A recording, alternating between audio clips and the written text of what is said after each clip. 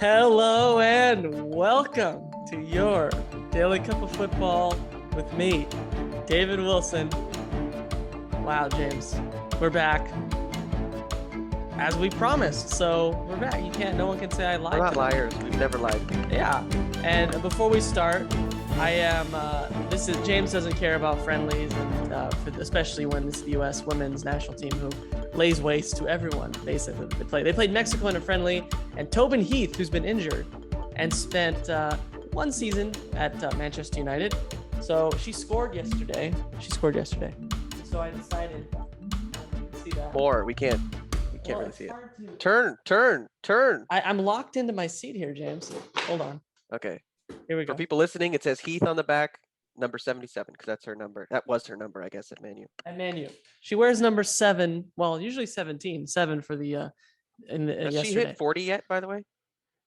You mean Isn't 8? she old? She's a veteran. She's not 40, James. How dare you? How dare you? What? It's Carly just a fact. Lloyd She's is been playing since Lloyd. 2011.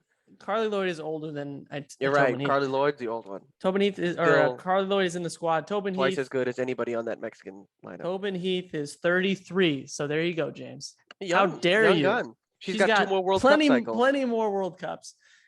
They were playing games in preparation for the Olympics, which we'll see if we talk about it. But I'm excited for it. James is like, just give us the medal. Anyway, I just wanted to explain the shirt because I know the comments would. Wait, hold on. Let me explain this shirt. I'm wearing this shirt because I put it on this morning. Okay. Yeah. Thanks, James. Yes. I did not go to work like this, although I wanted to, but I didn't. Maybe next time. So, James, I'm not going to say I was right, but I was right about one of the games. Well, technically both, but one of them wasn't as like a big of a shock.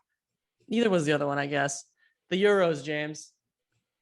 2 intense quarterfinals. Oh, and the Copa America, which we'll get to. You could do a whole 10-part podcast, miniseries, or Netflix documentary on this quarterfinal between Peru and Paraguay.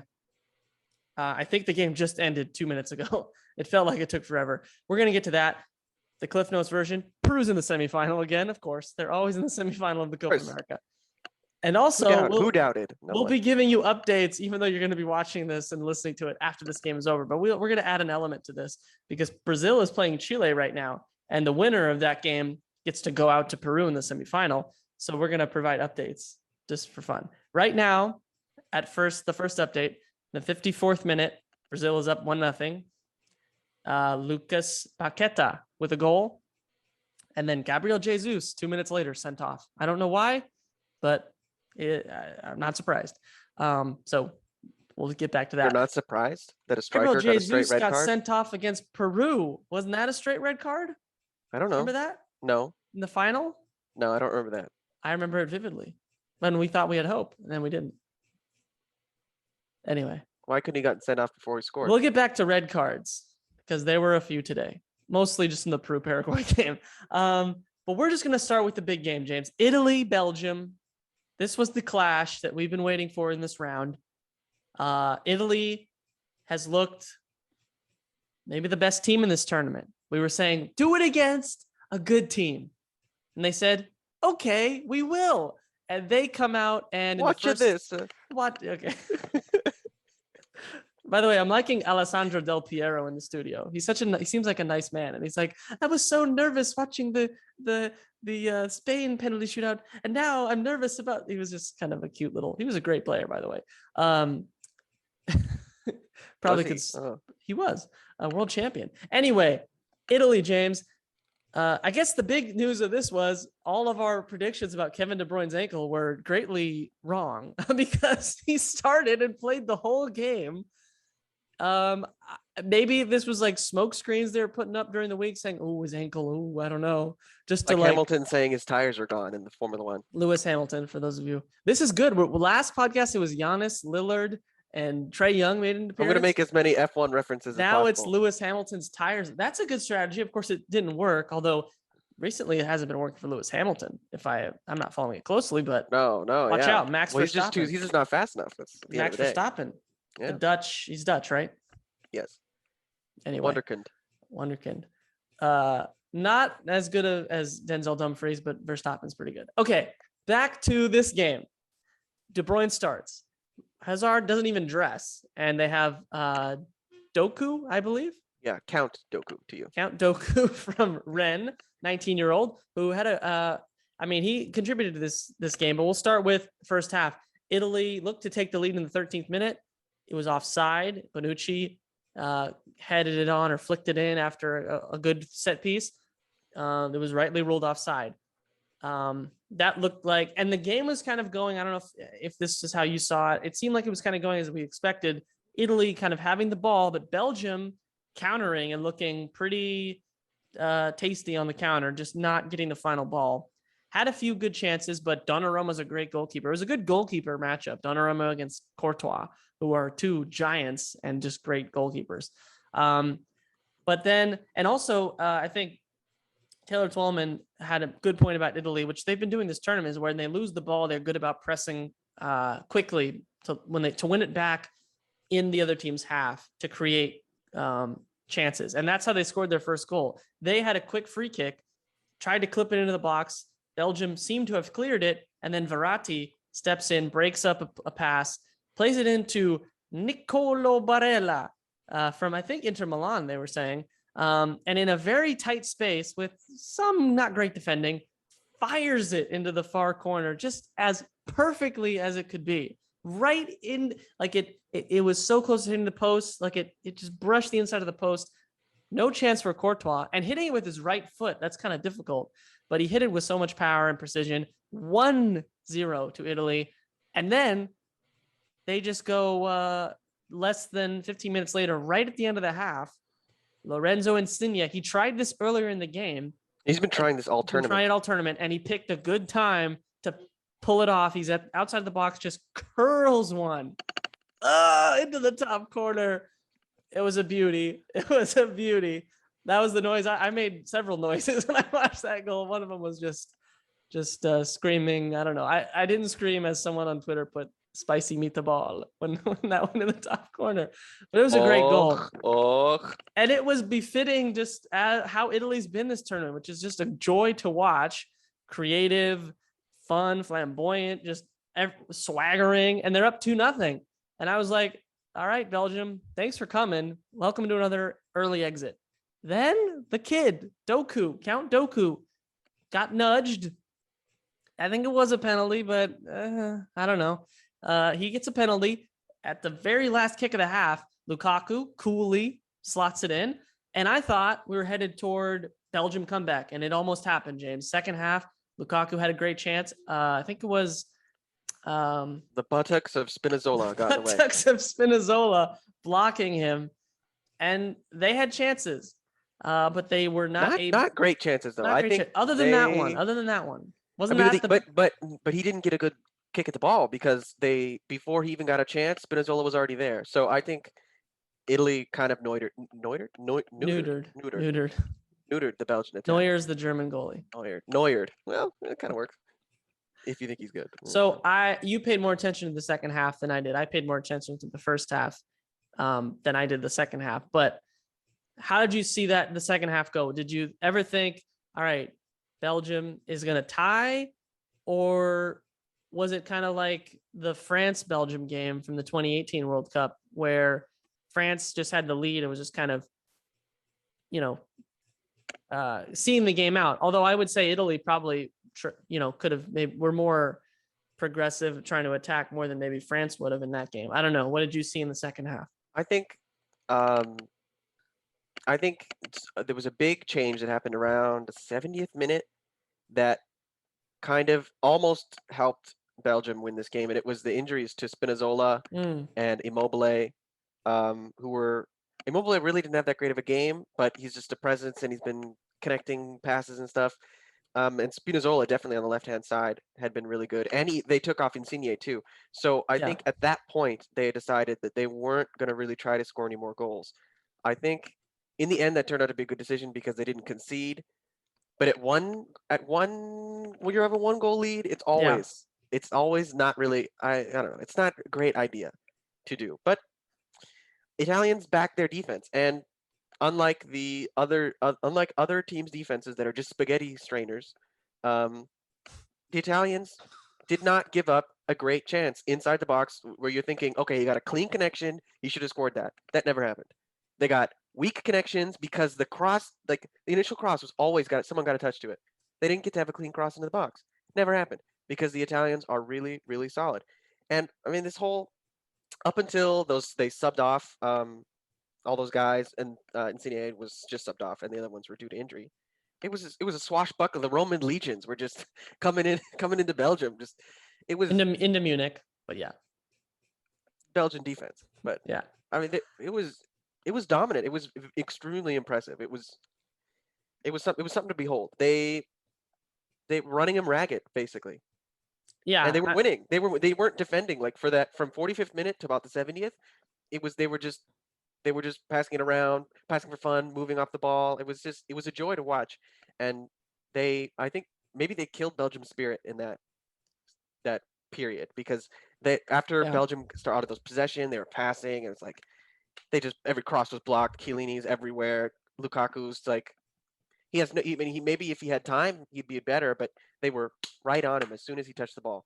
He had one half chance, which would have been an amazing goal if he had scored it in the first half. Oh, the curler on the ground. Yeah, that Yeah, would that have would been a have been good. spectacular finish, and that's credit to Italy's good defending, because if they don't defend that well, then Lukaku gets an easy finish Yeah. instead of what it was, which was a difficult one, and a pretty. I think it was a mid to easy save for Donnarumma in the end. Yeah. So it was just a great all-around performance, I think, from Italy. They showed what they can do going forward, and they showed how they can just stop you entirely from getting any kind of good chance in defense. So I think yeah. what you brought up about crosses getting a touch on is such like it seems like not a big deal, but the amount of like goals you see when it's just a fullback or somebody just kind of standing out there when a guy's going to cross it and just doesn't do the little thing of just like, let's just get a little tighter and just put anything on this. That's the difference in some of these games. And if you look at, yes, Laurent Insigne's goal is a world class, like wonder goal that you're not going to see a lot. But if you look at the defending on it, the defense is just kind of standing there, backing up, daring him to shoot. And these guys are really good. So if you want to dare him to shoot, eventually they're not Spanish. They're gonna find the corner, and he did. And I was happy that we got two just great goals. And Italy, seems like it's their tournament. I mean, they have been playing the best. They took on the number one team in the world. They had more possession. They dealt with the counterattack. We'll never know if De Bruyne fully healthy and Hazard fully healthy, would have made a difference. I tend to think maybe not. I mean, it's not like Hazard has been in the great form. Yeah, I don't know how that would have helped their defending. It would not have. No. You're right. And I think Chiellini and Bonucci deserve a ton of credit because we're kind of thinking they guys are older. Are they going to be able to be up for it? They were up for it. You look at the Belgian back line and like Vermaelen is kind of past it, and Alderweireld and Vertonghen are solid, but they're also getting up there. But so is Chiellini and Bonucci, or more Chiellini than Bonucci. But Chiellini looked like Chiellini of old. It's not even of old. This is him. They're the last two center back pairings of the 2010s. That's still there. That's still good. Yeah, and I mean the other thing, I'm just happy they went through. I would not have been upset if I think if Belgium, because I believe that chance was like you said, not a great contact, but it was going in if Spinazzola's butt wasn't there. But that was early in the second half, right? So I feel like when that didn't go in, it's one of those things where like, ooh, maybe it's not our day, because the goal was a penalty kick. Yeah, they had like a couple of chances, like the Lukaku chance, but other than that, not much. And I think again, Belgium doesn't do it. I mean, they can point to injuries and whatever, but this was a good opportunity with France out of this tournament to make a final. And now they don't even make a semifinal. Is the Belgian window closed or no? No, they got one more. Next tournament's in 1 year. A little over a year and a half. Year, That's not too long. That's not too far away. But then I was looking at Italy and saying, like, Italy's going to be here. Like, Italy is not going anywhere either. So is Roberto Martinez going to keep his job after this? I think so. I mean, I don't know. They kept the guy before him was the striker that used to play for them. What was his name? Do you remember that guy? Wilmots or whatever? Yeah, Mark Wilmots. So he coached in 2014, and that was not a complete disappointment, but they went out at the quarterfinal. Then he was at the 2016 Euros, and they made they got knocked out in the quarterfinal again. So then it was Martinez in 2018, made the semifinal. Now we're at the Euros, out of the quarterfinal.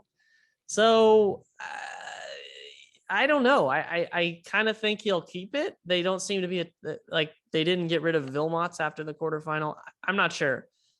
And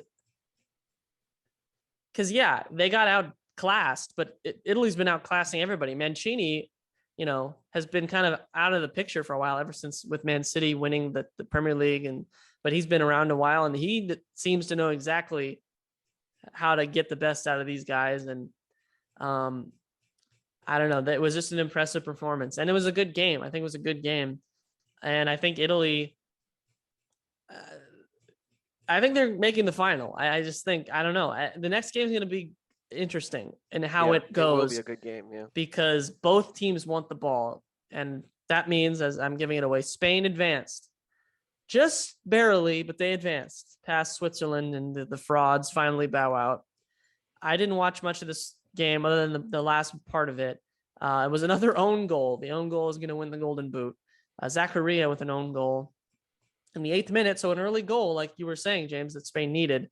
Unfortunately, they that wasn't enough, because I didn't see this goal, but I heard, if you want to describe it for us. Oh, I will. Terrible mix-up at the back, and Shaqiri ends up scoring. But if you want to explain it, probably it's the type of goal that if you're playing FIFA, this is a video game, soccer video game, and you can see this goal, you're throwing your controller through the window and writing a letter to EA about how unrealistic their game is and how bad it's coded.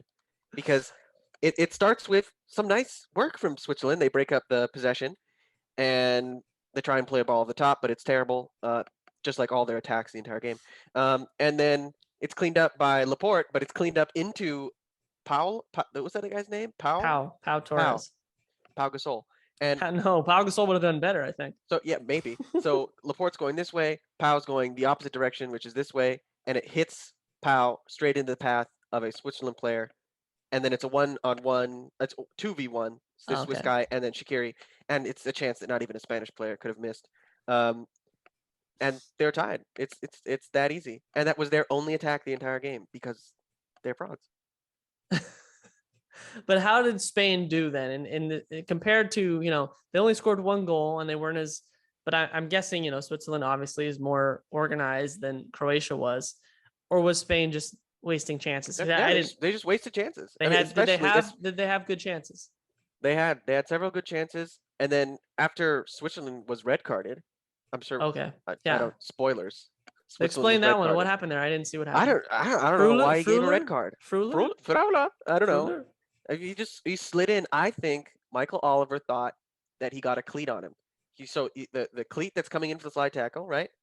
Mm-hmm. And then there's the trailing leg. This one, it looks like it hit him, but it just missed him. And then this back one does hit the guy, and then Gerard Moreno goes down like he was just been killed. And I think because they didn't review it, they didn't tell him. They didn't. Oh, okay. They didn't review it. I think if they had reviewed it.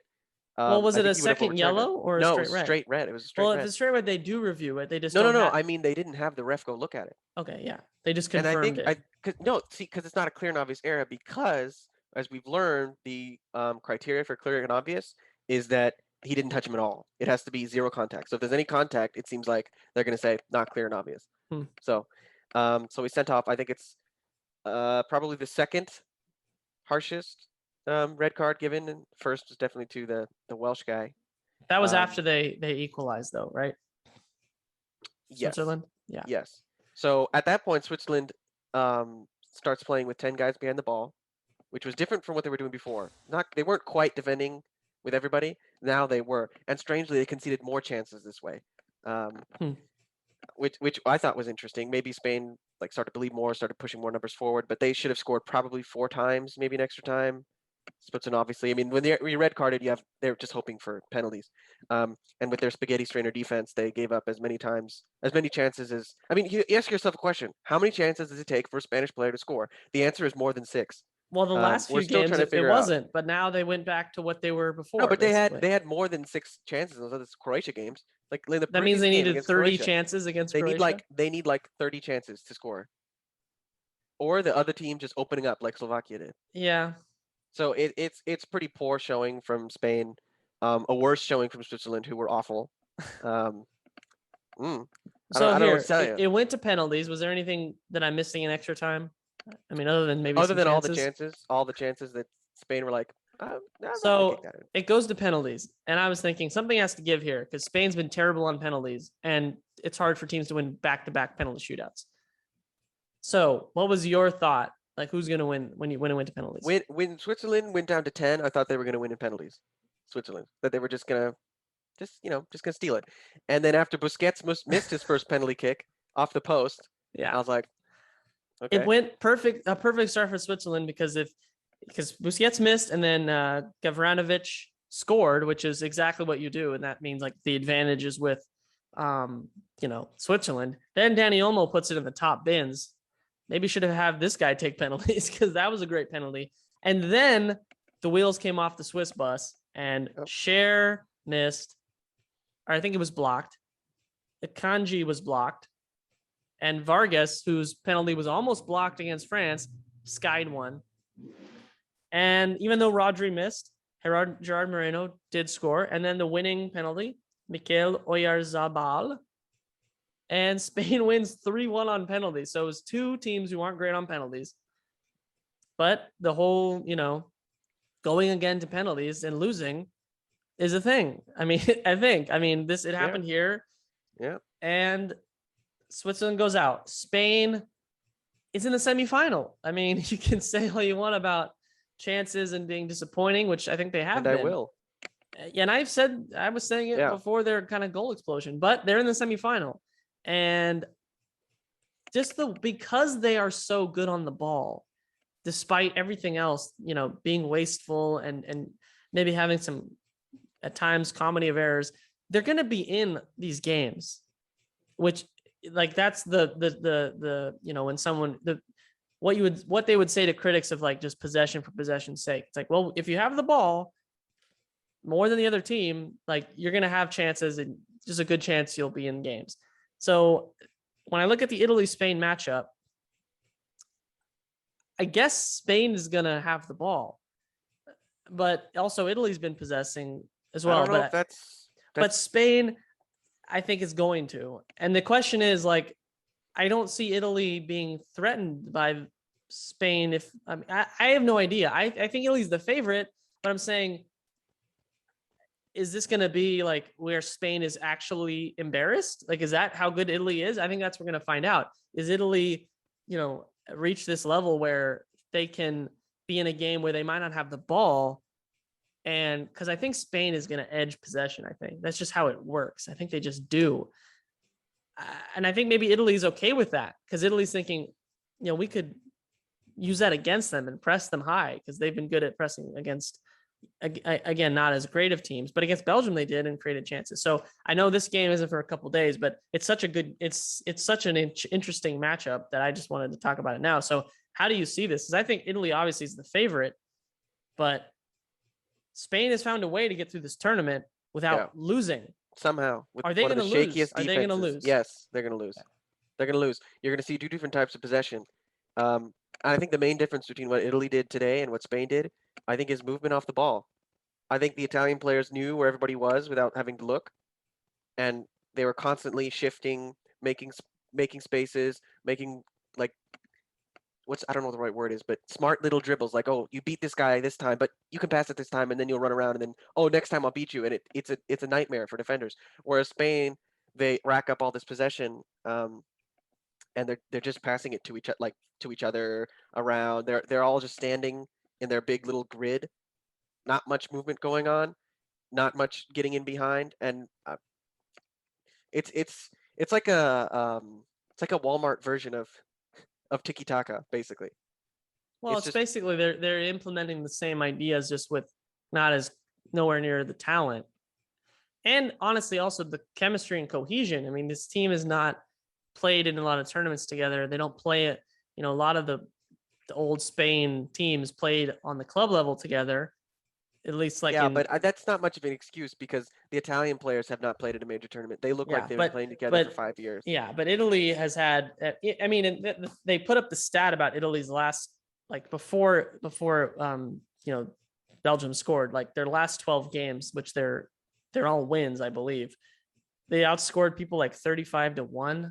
So I think Italy should handle this. I mean, they handled Lukaku, Yeah. who and a team that has probably more weapons to create chances for a striker as opposed to Spain and it's Morata.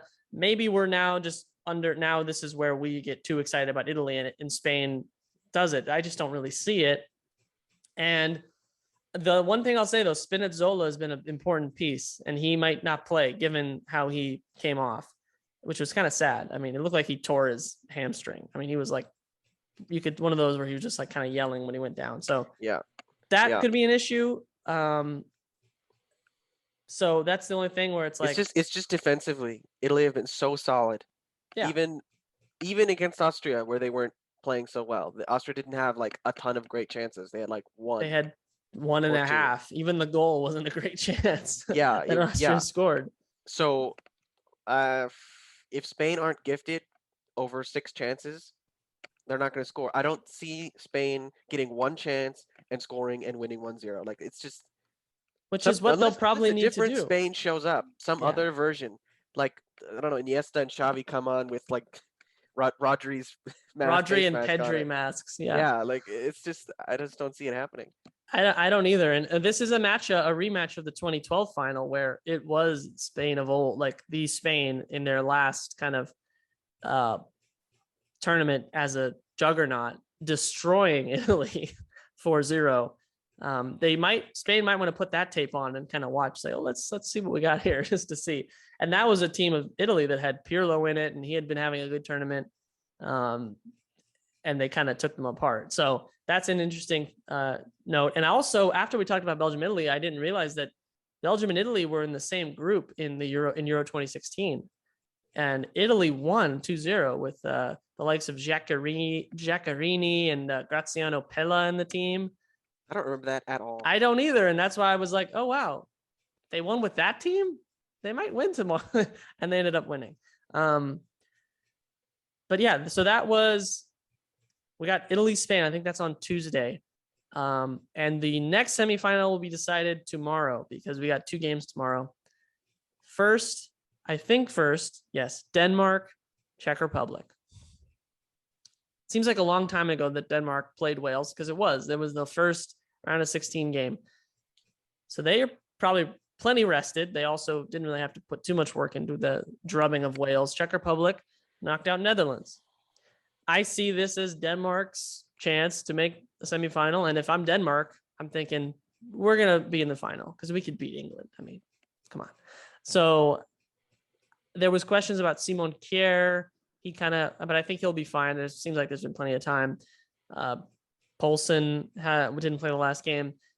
I know Czech Republic has a chance because they have Schick. But I think Denmark should win this game. And if I'm being honest, I think they should win it in regular time. And I think they're going to win it pretty easily because I just think Denmark's just a better team. And the Netherlands? And they might be. I mean, Netherlands kind of self-combusted after the red card. And before the red card, they hadn't really gotten. It was still pretty. I'm just saying, we've been saying that Denmark's been creating a lot of chances this tournament. Yeah. So if that is the case, I think they're going to cause more trouble for Czech Republic than the Netherlands did. I believe this game is in Baku, which has been probably quite a journey for both these teams. So I don't know if that'll have an effect on the play. I hope Denmark makes it. And second, I think they will. I think they'll get it done. Maybe it'll be tight, but I'm not that worried about Czech Republic other than Schick and, making mistakes and giving the game away. Because yes, Czech Republic's solid and it's going to be physical, but Denmark is not some team that's going to be able to be pushed off the field. They have physical players. They're going to be up for it. Simon Kjær is going to say, Schick, get in my pocket. Let's go. So there's a chance, obviously, the Czech Republic makes it, but I think Denmark's a better team, and I think they're going to advance. What is your assessment, James? It's Denmark's game to lose, and Netherlands. It was also Netherlands' game to lose, and they lost it. So, let's see, Denmark, can they keep it together? I think they will. Unfortunately, I don't have Denmark's flag, but here's the Czech Republic. Ah. This is Czechoslovakia, though. It looks the same. It's the same, yeah. But yeah, I think Denmark should win, and I hope they do. Honestly, I mean, I like Schick, and maybe if they put out some kind of swashbuckling performance, I won't be so disappointed if Denmark wins. But that's probably not going to happen. If Czech Republic do score, it'll probably be off the counter or set piece or something. But I mean, Czech Republic are solid, so I wouldn't get too complacent if I was Denmark. Yeah, that's true. But they should have enough. They should have enough. They should have enough. And they'll await the winner of England-Ukraine, which is the last game. And England, speaking of, it's their game to lose. This is even more their game to, like, England's the heavy favorite. And that kind of scares me, but Ukraine should be completely spent physically and emotionally from their crazy game against Sweden. That was crazy and also went to extra time. So, and apparently tackles were flying in and somebody's leg almost got cut off. So I think even if Ukraine did not play 120 minutes, England would still be the heavy favorite. This is just another reason why England has to come out, and they should win by multiple goals, right? I mean, are we discounting Ukraine, who at the beginning were like, hey, Ukraine, pretty impressive back heels, like wonder goal. But England has to win this game, and they have to win it in 90 minutes, right? I mean, yeah. If they struggle through this, it's going to be like, even if they win, but it's like close, people are gonna be like, uh-oh, are we even good? I think they're going to handle it. I think they need an early goal, which is what we say every time, but I think they do. And it's true every time. But in this game specifically, where they're definitely going to have all the possession, like the Germany one was more like there's going to be ebbs and flows. But this is a game where they're going to have the ball, and the longer it goes without creating good chances, and they haven't created many chances, as you pointed out, they need to get on the board and really not give Ukraine any more belief. Because I think Ukraine, we thought they were done, and they came back from the dead against Sweden and proved that they were still, we're still here for this tournament. They still have some belief after that, late winner. That'll do some good things for your confidence. But what you have to do is take the air out of them early and say, guess what? We're not Sweden. We're England. Get out of here. And it's in Rome, so it's not the same home field advantage. The camera won't be shaking if they score, probably.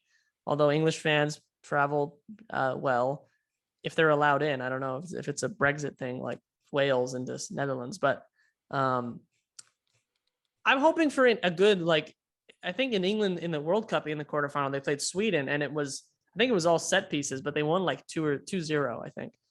And that was a solid win. They need a solid, just nobody gets hurt, nobody pick up a silly yellow card, because I think if it goes how it goes and they play Denmark, they're going to get all they can handle in that game. So they need to take care of business, basically. Do you see any way, I could see Czech Republic, because Czech Republic's solid. I just don't see it from Ukraine. I think they fired their last bullet in the last round. That was their moment, to put everything into it. So for them to come back out and do it again, just like we were talking about with Switzerland against France, to do it again, I think would be insane. I just don't see it. So maybe they will, and it'll be a huge embarrassment for England. But they've been known to do that. So I don't know. What do you think? Yeah, I just don't see it happening. I think England do lack a lot of things, like midfield technicians. They're playing two holding midfielders, and that's it in the midfield. So all their hope is going to have to come from the wings crossing it in, and that's enough that's enough to win the whole tournament if you do it well enough. And so far they have. Yeah, so that should be enough to beat Ukraine. So I've got both of them. Oh, you do have England. There you go. I told you I did. Yeah. I only saw the. My bold prediction is that England is going to win. Wow. Can you believe that? Wow. I just barely. I can believe it. Wow. So that one's at noon tomorrow. And then there'll only be 4 teams left and only 4 games left if you count the third place game, which I believe there is a third place game. So we're gonna shift gears and go to the Copa America. Now, James did not watch this game. That's okay. I missed out. Of course, the one I don't watch. I watch all the games. The ones I don't watch is the game of their season, of their life. I don't know if I would call it the game of their life. Not performance-wise, just Yeah, it things was happening insane. wise. Basically, here it is. Peru advanced via penalties, just like they did in the last Copa America quarterfinal. But this game had goals aplenty. The last time, I think, against Uruguay, wasn't it 0-0 all the way through? Yep. This one was 3-3. Wow. Peru, once again, just cannot defend a set piece to save their life. They gave up 2 offset pieces. Both, I think, were corners, or one was a free kick. And they're both second balls too, right? It wasn't Yeah, like so the initial. the first one, it was a good save by Gaese, and then no one cleared it, and the guy just kicked it in. 11th minute. So they fell down behind like they did against Ecuador. I was actually not worried. I mean, also I was like doing other things. So the game was muted and I was just like, okay, I guess we're losing. But I was looking at the Paraguay lineup and I was like, I don't know any of these guys. Of course, if you look at the Peru lineup, if you're Paraguayan, you're probably like, who are these guys? But Peru, I think, is better. And they that woke them up and they scored 2 goals in the first half. Lapadula is turning into a reliable goal scorer, which I did not see coming, James. I'll be honest. So I saw that coming. Kidding me? Come on.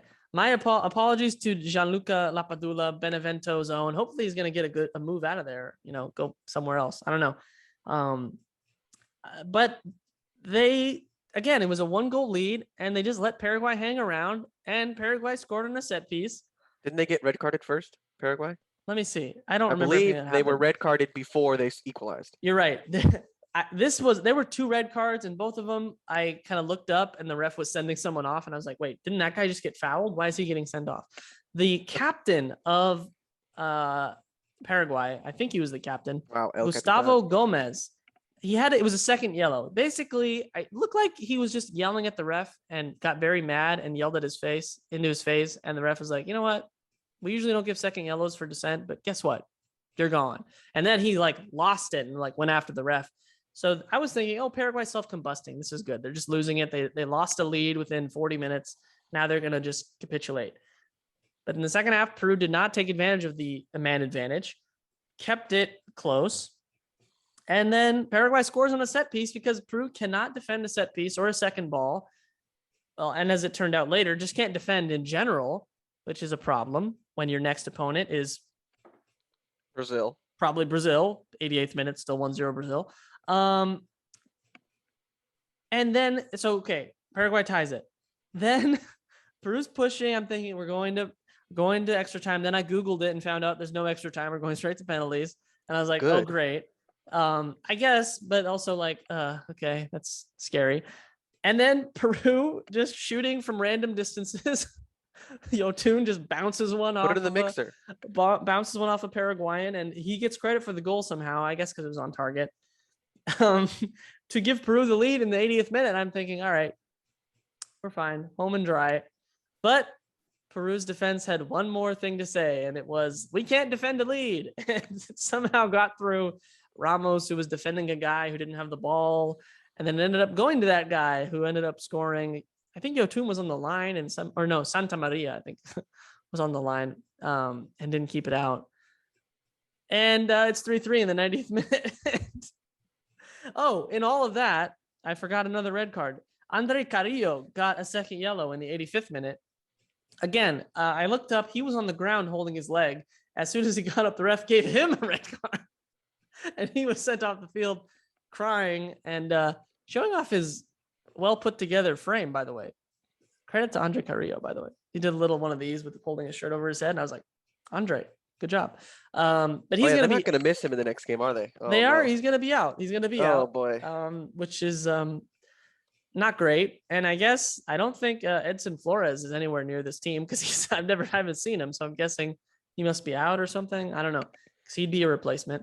He's getting ear enlargement surgery. Yeah, somewhere in the DC area because he plays for DC United in MLS. Maybe they left him there just to have that season. Anyway, then we go to penalties, James. And to be honest, I was kind of confident. If I'm being honest, I was like, Paraguay, they're gonna go on themselves here. Paraguay, and I was right. Yes, again, the team I wanted to win was shooting second, which is not where you want to be.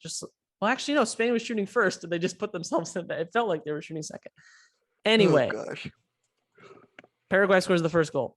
Gianluca Lapadula, wearing the number 9 that Paulo Guerrero has worn for years, coolly put it in. But he did it. Did you see the penalty, James? Who? Lapadula? Lapadula. Yes, but I've forgotten what it looked like. Under the goalie. The goalie dove to his right, which was the right direction, but dove like in the air. And Lapadula just passed it on the ground. And I came up with a new theory of penalties. Maybe you'll say this is obvious, obviously. Either hit it on the ground or hit it in the top corner. There's no, if you're going to put it not exactly on the side, like when it hits the post. Because if you hit it like mid-level, that's where the goalie wants it. If you hit it low, the goalie has to go down. If you hit it high, the goalie can't get it.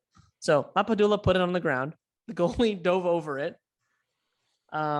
Then Paraguay scores 2-1. Yotun with a Panenka. The audacity. Now, if you don't know what a Panenka is, I'll put it in the highlight video and you can watch it. He just chipped it right down the middle super softly. And that takes some guts. And he has guts, I guess, Yotun. I guess I shouldn't be surprised. And then Paraguay, I think it was blocked. That one, the first one. I don't know. There were a lot of missed penalties in this shootout. This one was blocked. So then it's like, oh, Peru has the advantage. If Santiago Ormeño, who's a substitute who I don't even know, he comes up, he misses, it gets blocked. Tapia comes up, I'm like, okay, we're fine. And he scores because he's Tapia. Basically, all the usual suspects, I was like confident, except for the next usual suspect for Peru, which was Christian Cueva. I saw him, I was like, oh, and he's a usual score, right? He's a usual suspect for the wrong reasons, because I hope he wasn't thinking about this, but I was thinking about it. The biggest penalty of Peru's men's soccer history in the last, almost half a century was his penalty against Denmark in the World Cup opening game, and he skied it. And that, I still believe if that goal goes in, we win the World Cup. I'm going to hold on to that. But anyway, probably. To be fair, it was a good save on this one. He put it on frame, and the guy did put a good. Still went over though, didn't it? It did end up over the bar, yes. So if he would have made that, Peru would have won, because the guy before him kicked it into orbit. Maybe that's what he thought of. He saw it. He's like, oh, that reminds me of 2018. But then the next guy kicks it over the bar. And I was like, okay, Paraguay sucks. Finish the job. And Miguel Trauco, another usual suspect who doesn't usually take penalties. Maybe he should be the fifth taker and not Cueva, because he slotted it home. And I liked Gareca's celebration, because he was just like, yeah, okay, we won. He wasn't even that excited. Yeah, because he saw that shambolic defending. Yeah, I know. He's like, wait, how am I supposed to win a game if we can't defend a corner? That kind of was the same feeling I got from Luis Enrique, who stood behind the line of players and was just like, I'm not happy with this. Like, who cares if we win? This has been an embarrassment to the Spanishness of it all. But James, Peru advances to another semifinal. Because they always make a semifinal of the Copa America. Now, if I've talked long enough, let's see if the Brazil game's over. It's not over yet, but they're still winning. So it comes down to this, James. Do they have any shot of making the final? Any shot at all? Because I see no shot, because they got destroyed the last time they played them. And yes, I know, in Copa America 2019, they got destroyed the first time. And they played the second time, and they were not destroyed, but they still lost by 2 goals. So the fact that we see a valiant 2-goal loss as like the best result they've had against Brazil in like the last, other than the handball game from like 2016, that tells you the gulf here. I just would like to believe, but I don't. Tell me why I should believe, or just say there's no chance. I don't think I can. I don't want to say there's no chance. Maybe somewhere from heaven, a book will fall about how to defend corners. A book will fall. Like manna from heaven. Lord God will provide a manual on how to defend corners. Oh my gosh. Maybe it'll come with Chiellini to like have some pointers, like, oh, maybe put your head in the way. That helps. But I'd say it's about a 95% chance that they don't win this game.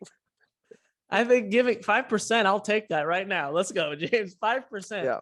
I mean, early red card, 2 red cards for Brazil. They need 2 red cards for Brazil. And penalties. a penalty. Yeah. I don't know. VAR breaks down, another handball. Something. Oh my Yeah. gosh. I mean, Yeah. Brazil just played 50 minutes, 45 50 minutes. minutes with 10 guys, and they're still not losing to Chile. So, um, yeah. Yeah, I don't You know see what? it. It doesn't matter anymore. It doesn't matter. They made it to the semifinal. They've they're not the worst team in CONMEBOL. Yeah, they're one of the 4 best apparently. And I was thinking that I was like, they make the Copa America semifinal every time, which means you're one of theoretically the final 4 in Copa America in CONMEBOL. If you're in the top 4 in CONMEBOL and qualifying, you go to the World Cup. They need to do that. They need to, because I think they are. When I watched them play against Paraguay, I thought they're better than Paraguay. They were missing Almiron. Who cares? I told you, he's just all his arms and legs. They're better than Paraguay. I think they're better than Ecuador. Venezuela, get out of here. Bolivia, go to like Oceania and get out of our confederation. Argentina, Colombia, Brazil, even Colombia. I mean, maybe James won't come back. Chile and Uruguay. Depends on the day. Depends on the day. But they gotta be. This has just proven to me they need to qualify. I know they had a bad start, but they can come back. We've seen them do it. They have the quality. And I was ripping them earlier this month or last month. But I watched these games. They did not embarrass themselves. Credit to Gareca for still somehow pulling something out of this team. And they're in a semifinal. And yes, you're right, James. It's soccer. There's always a chance if they somehow win, like, and they still, even if they win, they probably won't win the tournament because they'll lose to Argentina. But if they somehow beat Brazil, that's like winning the final. I mean, right? I mean, Yeah. I would take that. Don't even They're gonna do a 2019 performance against Chile. That's what they're gonna do. There's no way, James. There's no way. But I wish, because that was amazing. But Guerrero is not there. And I think they need Guerrero. I think By the way, Alexis Sanchez is playing. He is. Okay. You said he's not in the squad. I thought I didn't see him in the last game. Medel is playing center back. Yeah. I thought you were going to say Alexis Sanchez was playing center back now. That's what No. they've done to him. Oh, that is Alexis Sanchez. Maybe I didn't recognize him because he looks all old and broken down. Okay. He looks so angry in his picture. He's the point 32. is defend a corner and maybe they have a chance. Oh, well, see, that's the thing. If you're playing Brazil, do not concede goals off set pieces. Just let them score on set pieces and they'll score 4 and it'll be embarrassing. Oh, yeah. It's just gone final. Brazil, Peru, Monday, 4 p.m. This time it's personal. All right, that's a good place to end. We had a live watch along of Brazil obviously beating the inferior Chile. So Chile, thanks for nothing. Get out of here. We'll be the ones to I'll say this in the words of Ian Dark. Peru, maybe they should die wondering because they can't play them. I was gonna say, don't die wondering. Die on go out on their shield. Can they do that? Can they just go out on their shield on penalties? Yeah, no, because they have to defend the corner. No, so no. Also, the other question: they're gonna concede corners. Like that's a given. I know. I give it 10 minutes. I don't think they're gonna get 10 minutes without conceding a corner. I mean, come on. Wait, conceding a goal? Oh, you mean when it's a corner, it's a goal? No, a corner is like a penalty kick if you kicked it from the top of the D of the box. Like, yeah, it's a tough shot, but it's a free goal, so free shot at goal. So Yeah, that's on Monday. So we'll be back at some point to talk about that game. I guess maybe on Monday. And I don't know if we're going to record on Sunday because there's no Euro games on Sunday. Are we going to come back just for a Peru Brazil special? If they win, we will. No, but I'm saying the day before, like a preview. Does it warrant a preview? I think we did. What is there to preview? This is the preview. They're going to lose. This is the preview. But still watch it because they might not. We watch just for the small chance that they will do what they did like against Chile and they win. But that probably won't happen. So, oh man. Okay. So we got Denmark, Czech Republic tomorrow, then Ukraine, England, and then we'll have 4 teams. Italy, Spain on the other side. I think this is Italy's tournament, and they've been deserving of it, and they continue to march on to what seems like the crowning moment of this. It's still a new generation, kind of Italian players with the backing of the old guard, Chiellini and Bonucci. So, with that, we're gonna go watch the highlight of Insigne's goal about 50 more times. and talk to you tomorrow after the 2 games. So thank you, James, for joining me, and we'll see everyone tomorrow.